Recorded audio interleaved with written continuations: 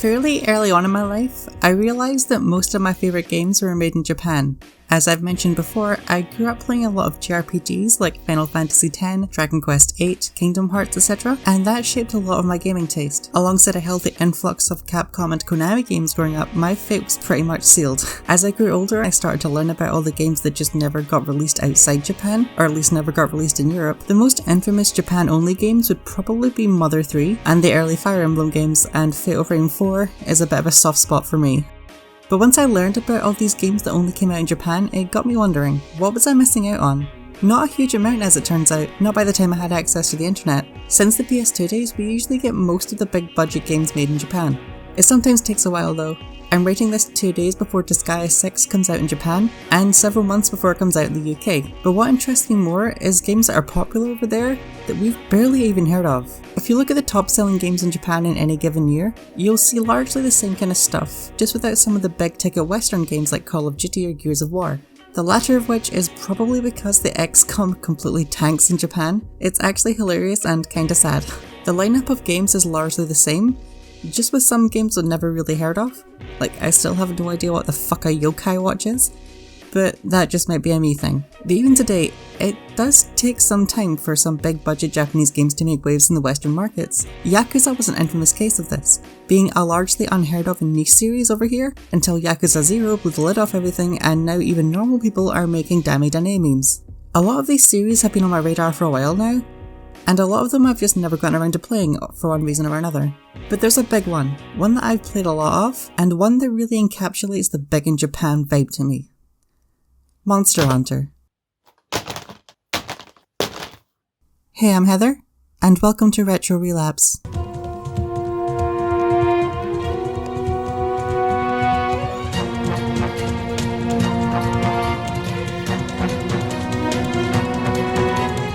Monster Hunter is a 2004 action game developed by Capcom and directed by Kunami Fujioka, whose other works are largely the other mainline Monster Hunter games, including the forthcoming Monster Hunter Rise.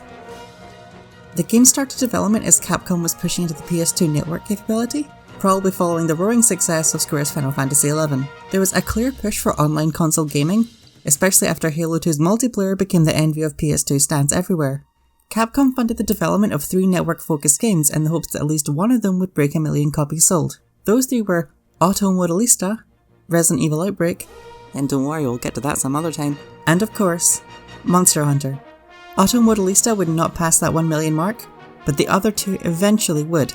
Monster Hunter released in 2004 to a fairly mixed reception. The game sold well enough in Japan, prompting the release of an enhanced edition called Monster Hunter G, which was a Japan exclusive. But in the West, Monster Hunter pretty much tanked. According to VG charts, it just sold over 100,000 copies. These poor sales figures have mainly been attributed to a lack of a major marketing push. Many players, myself included, only really heard of the game through its inclusion as a demo disc in Devil May Cry 3. And the demo disc was less impressive than Capcom probably would have hoped. I remember playing this back in the day and thinking, okay.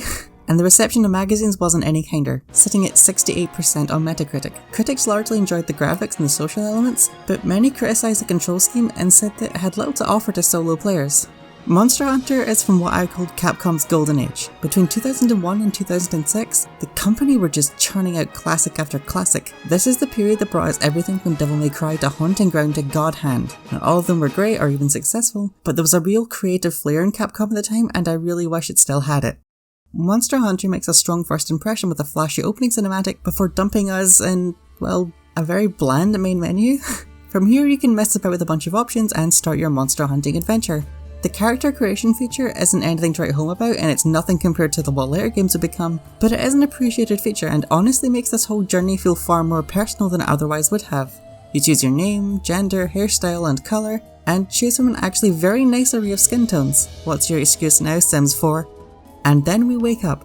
You play as this poor woman running around in her pants, henceforth known as Shagger, a resident of this quaint wee village known as Kokoto, with ambitions of becoming a hunter, someone who ventures into the wilderness and slays monstrous beasts and reaps the rewards. This village is pleasant enough, and it acts as a hub for all the quests you'll undertake in the single player mode. There was a separate town for the multiplayer mode, but, well, yeah, it's dead, so you better get used to this music. At first, the residents seem at best skeptical about your ambitions to become a hunter, and they give you some helpful tips about the controls before pointing you in the direction of the village chief. He tells you how being a hunter is a coveted thing in these parts, but he thinks you're quite up to the task. The task at hand is bringing him some steak. Paying your dues, as they say. You're told to put some fucking clothes on and then head out into the wilderness to find a poor defenseless colossus and cook it. Upon arriving in the base area for this region, you're greeted with a wee tent that will allow you to sleep and restore health, a supply box full of necessities for your journey, a drop-off box for quest items, and what is one of the most jarring control schemes I've seen on the PlayStation 2. I know I talk about camera systems a lot on here, but having the camera controls on the arrow buttons is a bit niche by anyone's standards. This got quite a lot of flack at the time, and I can totally understand why. Decades of using the right analog stick to move the camera around has made adjusting to this just so weird. In Monster Hunter, the right analog stick is how you attack. Pushing forward will execute the standard attack and combos, while pushing to the side will make them attack to the side or the back, no matter where the camera is facing at the time. Think of it like tank controls, but there aren't any tank controls and it barely fucking works. Pressing L1 will quickly snap the camera behind your shoulders, which is nice, but it doesn't make it any less awkward to try and maneuver around. There was a quest early on where I had to kill 10 of these wee pigs, and since they come flying at you from all angles, it made it damn near impossible, and I eventually just let them kill themselves. It wasn't the hardest thing in the world to adapt to though. This is basically how the camera works in Monster Hunter Ultimate 4 without the Circle Pad Pro, and I love that game. But that game also let you use the touchpad as a camera when you were in a pinch. At first, I thought this was just Capcom being Capcom and doing really weird stuff for the sake of it, kinda like God Hand. But then I remembered an interview that Konami's Ryan Payton did for Joystick 13 years ago, leading up to the release of Metal Gear Solid 4. When asked about the camera in MGS4, he says, "At TGS, I noticed that when Japanese gamers would play, they would pick up the PS3 controller and their right thumb would never even go to the right analog stick. They would never manipulate the camera." And I wonder if that had something to do with it. At the time, using the right analog stick to move the camera was still something of a rarity in Japanese games. I think largely because a lot of their preferred genres at the time didn't really need it. This is why Metal Gear Solid 3 had that awful overhead camera by default, and even big ticket action games like Resident Evil 4 or God Hand pretty much glued the camera to your back at all times. Or maybe it's just Capcom being Capcom, we will never truly know. I ain't got no clue, darling.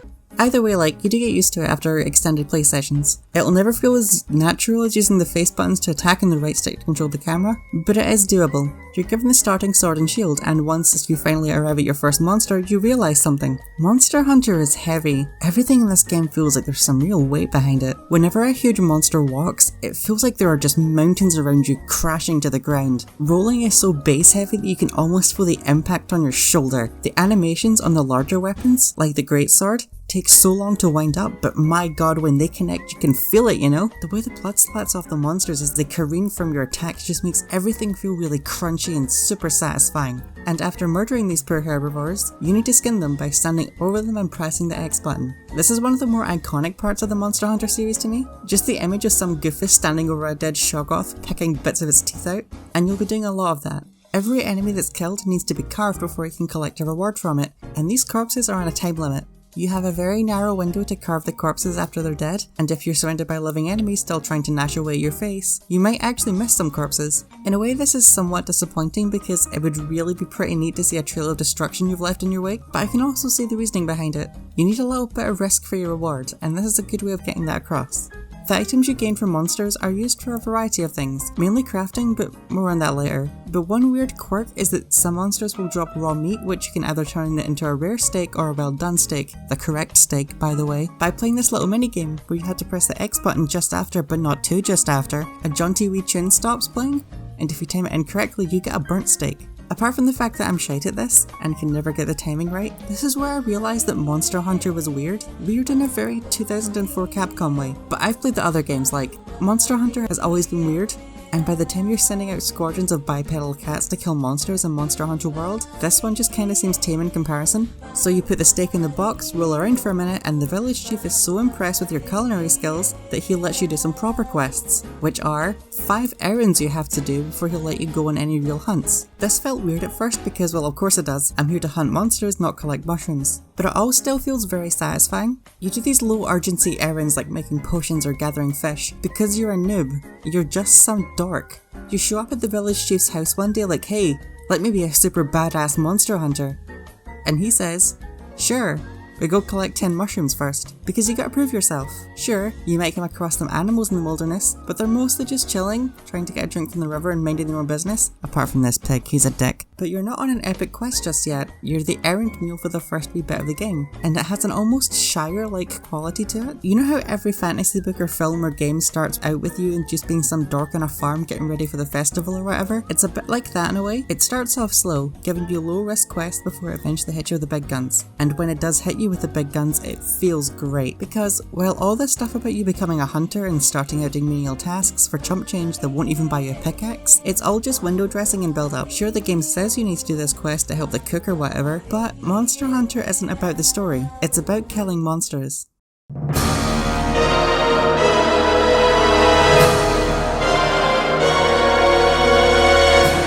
The real meat of the game, the part where you can see Monster Hunter's potential as a cooperative multiplayer staple, is in the hunt quests, where you have one goal: kill the very big beastie. And these are great, these are always great. There's nothing quite like the feeling of getting all your best gear and preparing enough supplies to just go out into the wilderness and find one really big monster that's been causing all sorts of problems. You're basically just dumped out there with a potion and a map and told, hey, it's out there somewhere, you don't really know where though. And this is when Monster Hunter really opens up, running around each area trying to think, if I were a Shoggoth, where would I be? And then the feeling of just pure dread and excitement when you finally find it, and the cutscenes start and they frame these monsters in the most threatening way possible, and you just sort of think, oh god, I actually have to kill that now. And then it becomes one big puzzle of pattern recognition and player skill, as you have to outwit these beautiful creatures and get as many hits in as you possibly can before it repositions itself or starts fighting back. And that satisfying feeling when you knock one over and you just get to tear into it with your strongest attack is something else. And if you deal enough damage to them, they'll eventually run away to try and heal. And this is where the fight turns from a seemingly insurmountable challenge into a game of cat and mouse as you give chase, following the monster to where it tries to rest before attacking it all over again, and it's just so great. These little moments of quiet time between the huge fights are so important to the Monster Hunter formula. It isn't all non-stop action, there are times when you need to give chase and also restock on any items in the area. It all leads to a very naturalistic sense of pacing.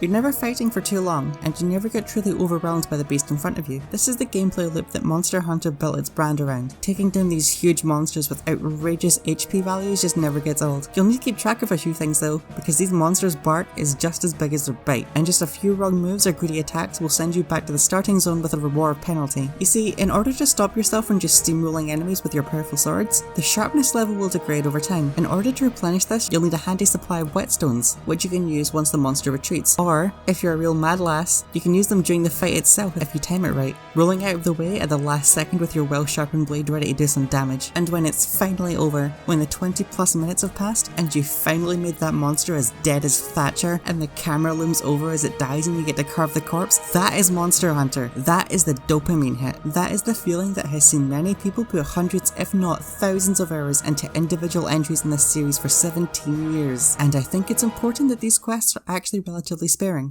Most of the quests in Monster Hunter aren't actually about you and one big monster. They're usually a mixture of things, and they generally fall into one of several categories. Find X number of Y, kill X number of Y, bring me an egg, fuck these, or capture X monster. There's little variety in these quests, save some location changes, and it more or less repeats throughout the entire game until the big quests come about. And I actually like that a lot, because there's so much more to these quests apart from just completing the objectives. Lots of times they're more or less just excuses for you to gather resources, and there are a lot of those to gather because Monster Hunter's crafting system is extensive. Apart from a few starter weapons, materials and armor pieces you can buy from a vendor in town, you'll have to craft everything yourself. Everything from ammunition to usable items to potions to your new weapons and armor will need certain materials you can find, such as the ores, flowers, mushrooms and of course, monster parts.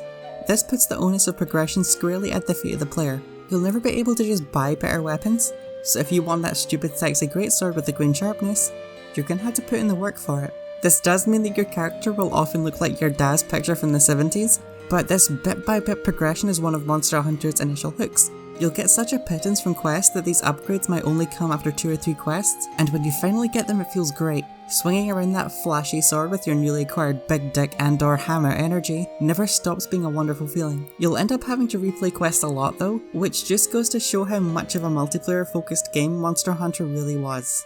The PS2 network adapter always seemed to be a much bigger deal in Japan, where games like Final Fantasy XI had a really big player base. It's always something I wanted as a kid, but you just couldn't find any of these where I lived. Shops never had them in stock, and my parents were more than a little reluctant to let me play games online with any rando, which is honestly fair. As a result of this though, I never got to play any PS2 games online, which is a shame. It would have made Resident Evil Outbreak more bearable, I can fucking tell you that for free, but Monster Hunter suffers especially as a result of this. It's clear you're supposed to play this game with friends, and to play these quests several times over and over with your friends.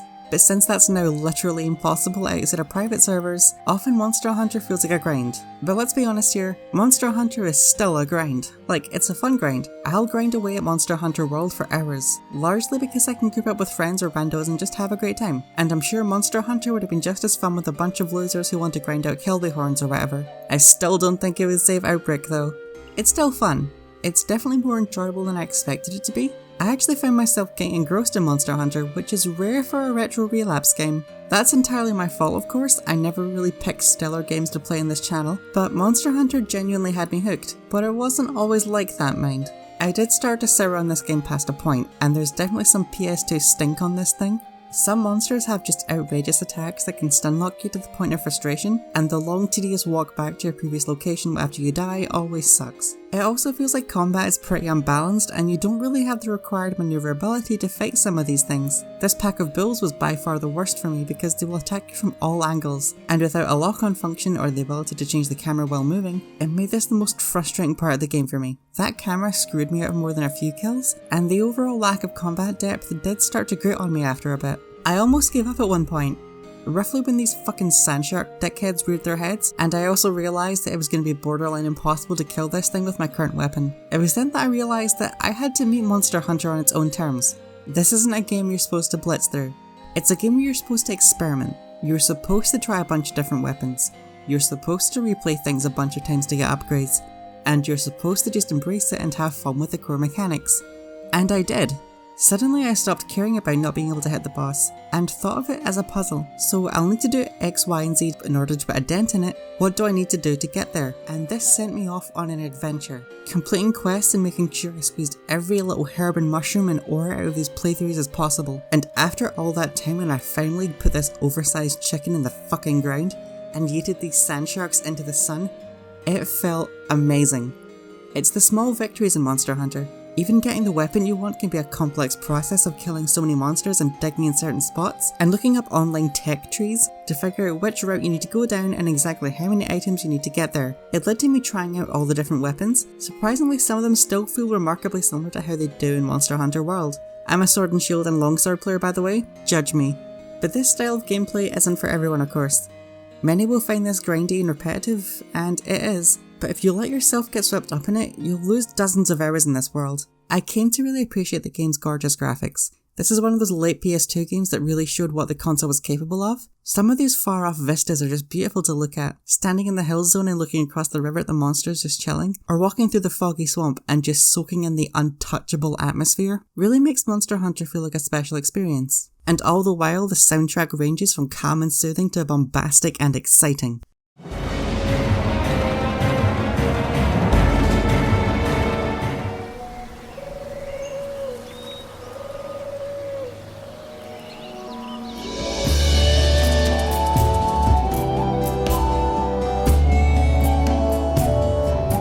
It was composed by Tetsuya Shibata and Masato Kuroda, both of them Capcom mainstays. They had previously worked together on the Devil May Cry games, with Shibata continuing to work on Devil May Cry and Kuroda continuing his work on the Monster Hunter series until his eventual departure from Capcom. Monster Hunter's cultural impact is absolutely insane. While Monster Hunter failed to set the Western world on fire and it had fairly modest sales in Japan, there were an abundance of sequels, with the newest yet to be released at the time of recording. Monster Hunter 2 followed in 2006 and it didn't get a Western release, although areas from 2 would be available in Monster Hunter Freedom 2 in the PSP, and oh my god did this series explode on the PSP. The PSP game, Monster Hunter Freedom, sold 6 times as well as the PS2 original, and was key to the franchise's lasting impact among Japanese players and the eventual breakthrough in the West. There have now been 5 mainline Monster Hunter games, and they've been all over the shop in terms of platform. It's been a PS2 exclusive, a PSP exclusive, a Wii exclusive, a 3DS exclusive, and now this massive multi-platform game with its own expansion pack. And things are really happening for Monster Hunter in the West, and it's really lovely to see. There have been several spin-off games, and even a Greatest Hits collection on the Switch and 3DS. There's also a movie that came out last year. I haven't watched it, and judging by the box office, neither have you. It has a 49% on Rotten Tomatoes, and it's directed by that guy who ruined Resident Evil, so I'm not holding my breath for anything good. According to the Capcom website, Monster Hunter has approximately sold a fucktillion copies, just under half of Resident Evil sales figures, and well beyond popular series like Devil May Cry or Dead Rising. Monster Hunter World went on to be the best-selling game in Capcom's history, and that is an insane statement. The series seems to be on the up and up, and it's fascinating to see where it all started, and how well the starting point in a mammoth franchise actually holds up. So, should you play Monster Hunter? Yes.